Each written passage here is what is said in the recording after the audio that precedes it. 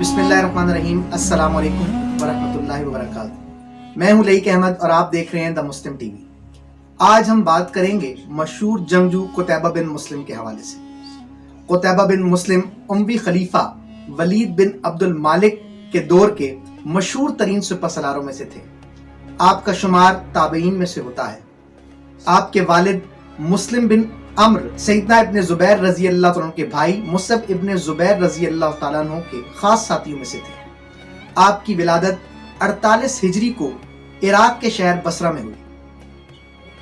आपके लड़कपन और नौजवानी का अरसा घुड़सवारी, तीरंदाजी और शमशीर जनी के कमालात हासिल करते हुए गुजरा। कुतैबा हर आजमाइश में पूरे उतरे तो उन्हें इस्लामी फौज का सिपहसालार बना दिया गया। उन्होंने ख्वारज़म, बुखारा, समरकंद, बल्ख और काशगर को फतह किया। वो जिस तरफ रुख करते वहां इस्लाम के झंडे लहरा देते।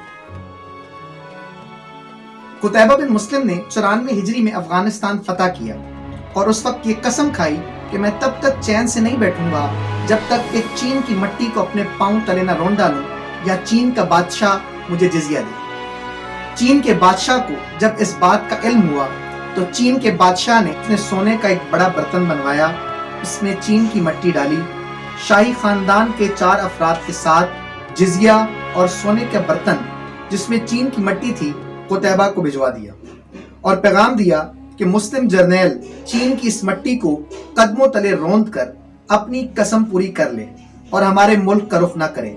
हमें जिजिया की अदायगी मंजूर है। इन्हीं फतूहात के दौरान वलीद बिन अब्दुल मलिक इस दुनिया से रुखसत हुए और उसकी जगह सुलेमान बिन अब्दुल मलिक तख्त नशीन हुआ।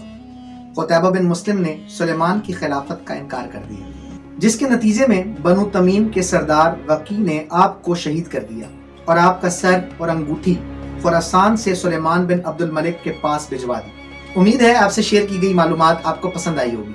अगर आप मुस्लिम तारीख के रोशन अब्वाब और मुस्लिम ममालिक के हवाले से दिलचस्प मालूमात हासिल करना चाहते हैं तो भी मुस्लिम टीवी को